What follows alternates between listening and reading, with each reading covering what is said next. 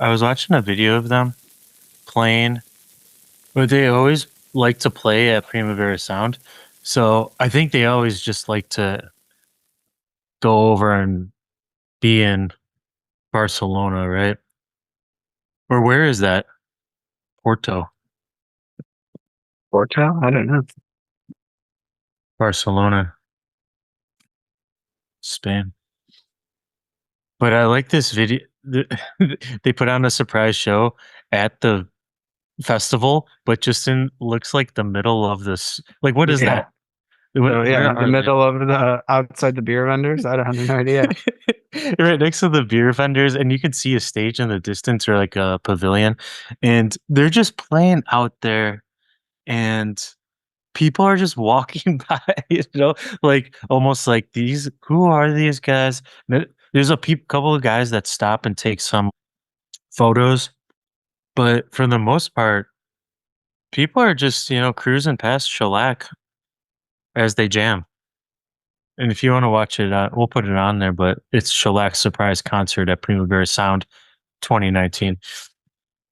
Yeah, I mean it's always fun to watch people do something for fun. And I mean this project is just 100% a passion joy Hmm. project for these guys. They play when they want, they Hmm. record when they want.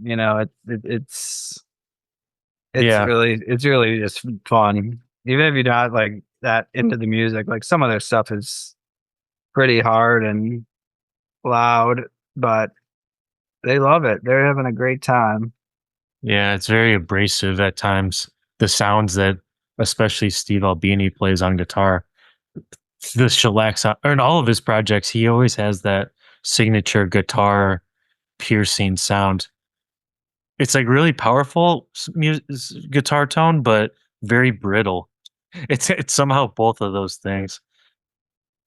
And I'm not a big shellac head. I'm not a big honestly, Steve Albini music in general, not in my wheelhouse, but I do appreciate it. And actually, I think I appreciate shellac the most, even though I tried to get into Big Black too, because it has some weirder sounds and probably more interesting sounds overall. But shellac as the band is a little bit, I think, more up my alley.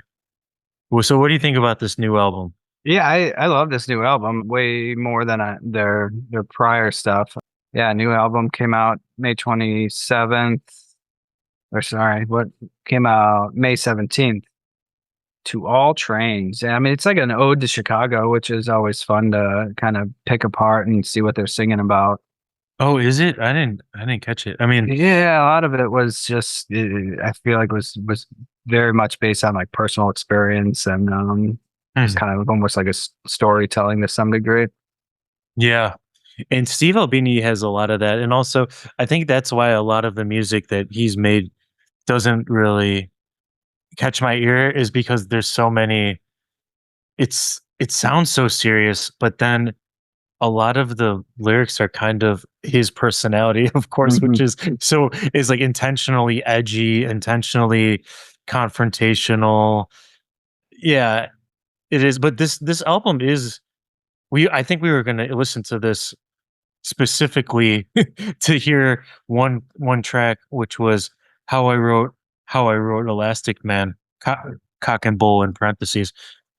But I think we thought we were gonna get a fall cover, and I think we assumed we were gonna get a fall cover. I think justifiably we were, but as we should have maybe assumed or thought deeper, this is not even remotely a fall song or fall cover, but it's a great maybe homage or a play on the fall maybe technique. What do you think about how I wrote Elastic Man? Even the title is great, and it's a great Marky Smithism. Yeah, I guess coming into it, what I thought I was going to get was absolutely not what you got. So I listened to it a bunch, trying to like figure out where it was drawing from. Mhm. Um, I mean, I think the bass and the guitar rhythm is the ode Yep. to the song and to the fall. But And also, this one is not Steve Albini singing. This is one of the other band members who I'm not sure which of the Shellac members this is, Bob Weston or Todd Trainer, because they both have vocals, but I'm not sure. I can't pick out whose voice is who. So because yeah, because I don't think that is Steve Albini. But yeah, To All Trains were released on Touch and Go Records, and right before, right after Steve Albini passed away, they were planning on, I think, playing the Primavera Sound, which they love to play again, and maybe playing a couple of those random shows that would just come about in shellac form, which is not on any set timeline. Yeah, I think it was funny, coincidental. I mean, how we just kind of went on a Steve Albini tangent. We're big fans of Yeah. his work. The week before, I mean, we were even talking, oh, let's get him on, see if he wants to talk about the fall and have him on as a guest. And then unfortunately, he passed away. So, a great ode to him. I think this is a great all around album, whether Yeah, it's and you related can, yeah, back and to the you, fall or not. yeah, and you can listen to our little Steve Albini side ramble in the Peel Sessions 1985 Peel Sessions episode. And yeah, we did record that before he passed away, and it was random because it was strange because it was almost a week right before he died, and we're not the biggest Steve Albini heads, but he is an interesting character, and he's so I don't know, he's just such an interesting and really unique personality that I actually appreciate, even with all the edginess, which is you know, it's not necessary in my book, but it makes him who he was, and I think that's like the personality feature that I think a lot of people will miss too, because the dude was hilarious. And also, if you read his letters he sent to, Nirvana when he was trying to set up if he wanted to even work with them or record them, and he was laying out all of his stipulations as far as his creative process, the dude is on a different playing field. The dude was on a different level when it came to analyzing what's the best way to do things. And then he was almost like, so mechanical, analytical, where he made standardized procedures. I just watched his whole masterclass video on YouTube that they released in honor of him, and he's so good at describing technical things in the studio and why he does things a certain way, and it's so logical, it's so based his rationale. It's so he was just, really, really, really good at what he did, and he only wanted to do that and make a living off of it, which he did. Yeah, yeah, I think he'll be missed in the musical world, and those who sought him out to see what he could contribute to their music. So many good projects that he was a part of. And this album, yeah, this album is has a lot of different cool sounds, and even it's got some ripping tunes like that are really heavy driving along, but then it has some slow burners that I really like too. Yeah, if I mean from going and listening to the other Shellac albums to this one, it's hard to it's apples to oranges almost. I mean it's not, Mhm. but it is. It's definitely way more approachable and enjoyable. I let it go through until Bandcamp told me I had to buy it. This is a nice, I guess, maybe like a great sampling platter for shellac sounds, because it's only about 28-minute long album, which is perfect as far as I'm concerned for this band. But it's also kind of they're older guys now. And, they're they're in their late career, and they get more variation and more slow songs. Yeah, 5 years since their last project, I think. Is that right? Oh, really? Yeah.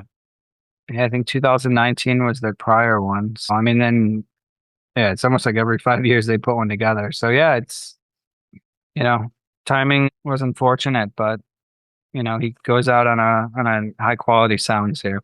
Oh yeah, totally, totally. He does, and it's not like it's kind of cool too because it's not a post death release, right? Where it's like coming out of the arcade where it's like, we got to finish this because we can finish this up for Steve. There's none of that going on. And also I don't think they could do that because he is so hands-on in every process. I think he was telling a story on some other, and he was also so good at doing interviews and podcasts, and he would literally talk to anyone, which I really appreciate too. He didn't have any sort of hierarchy of, oh, you're not, you don't have enough whatever audience for me to be even considered. He would literally say, yeah, as long as it's not during my work day, let's do it. I'll give you an hour of my time, which is so cool. And that's, his moral compass was really strong, even if he was trying to be edgy. But so this band, it says what they recorded this album over a bunch of long weekends in November 2017, October 2019, September 2021, March 2022. So basically a bunch of long weekends in about 4 months over, let's say, 4 years, but not 4 consecutive years. It really says, when they're ready, they do it. When they tour, I think even on their website, it says, here, I want to read this. The band will continue to play shows or tour at the same sporadic and relaxed pace as always. There is no correlation between shows and record releases. And that's right. That's right. Yeah, I mean they did it when they felt like it and when it was interesting to them. So, good on anybody who can make I mean, not like they were making a living off of Mhm. that sort of music, but anybody that has a hobby and a passion for something and they Yeah. can put their love into it. Yeah. And there's so many great albums that she's engineered, that in Steve Albini's credits and his CV. And even though I find his, recording approach to be so it's almost so technically sound that it's I don't want to use the word sterile, but it almost is like sterilization of the sounds because you're getting them so clean. Like he's getting them so hyper clean that it doesn't hide anything, which is good. But to listen to any of the albums he's engineered is really a fun thing to do, even if you're not liking the music or the band or the artist. Just listening to his albums is a total experience in itself, just sonically. You don't even have to dig the song, but you can hear so many things and you can hear so many things going on that it's really great. And I do highly recommend that masterclass video with Steve Albini, especially when he's mixing the recording that he does as a tutorial and he's mixing it by hand back to tape from tape. It's really good. It's all these considerations, and he has all these things happening in his mind as far as the mix is going, but he has to do it all manually because he's an analog dude, and it's really fun to see. It's a rare thing. It's a rare technical skill that he has. And yeah, Shellac to all trains, May 2024. Um, what else? I don't know. Let's raise a pint to old Steve Albini. You'll be missed. Yeah, let's raise a pint to Steve Albini. And actually, let's go out on. Do you have a favorite Steve Albini? I'm going to use the word produced, even though he would be mad. Produced record. Oh, record that he did? Oh. Hmm. I don't know, maybe one of the Pixies albums. Yeah, those are really so good because there's so many wild sounds. What's the lot? I'm What's not a Nirvana head, so I'm not going to pick Nirvana. But I will say that Ty Segall. the Ty Segall album? Yeah, I mean you can hear how not drastically, but you could hear his influence, quite a bit Mm, on that album that he did for him. yep. And I'm talking about the one that's the live one with the Freedom Band, which is because he also did the Ty Segall self-titled 2017 album, which is which is a good album too. You know, I have much higher favorite albums from him, but that it's a good album too, and he rarely does put out a bad album. But the live band is really that's actually where I want Steve Albini engineering is a band that is so loud and so like if you see that band live, it is really kind of like a sonic wall of sound that is just blasting you. And to get a guy like Steve Albini to sculpt all the parts out, because you can even hear the piano guy, which is normally a guy that is totally washed out under the layers of guitars and even Michael Cronin bass just riffage. It's just totally oversaturated where you can barely hear this guy playing the Rhodes piano. You just know he's up there. And in Steve Albini's mixing and recording techniques, you can hear every single one of those guys, which is really good. Is there any other ones can go out on? No. What Razor Blade Suitcase? Did he do Uh, that? yeah, I did not know you did that. He's on Alkaline Trio. Alkaline Trio, yeah, your Chicago boys.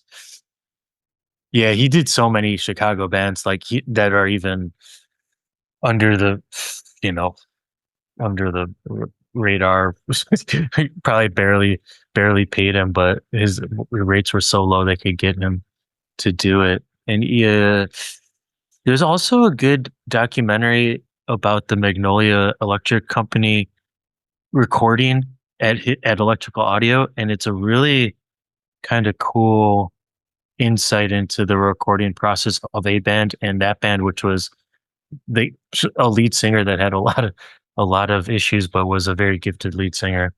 And they always showed up, and they made what was considered a classic album. Who else we got? The Jesus Lizard, Jesus Lizard, Cloud Nothings. Cloud Nothings. Oh yeah, no thanks. That's just not for me. I do remember that band. Or if they're still going, say all the best. Well, let's go out on which song should we go out on from this From Shellac? the Yeah, yeah. Shellac album. I think we just do how I wrote Elastic Man, I think Rock and so. Bull. Yeah, that's Just give fine. people a little taste of it and suggest that, even if you're not a big head, just go give it a listen. You might hear something you like.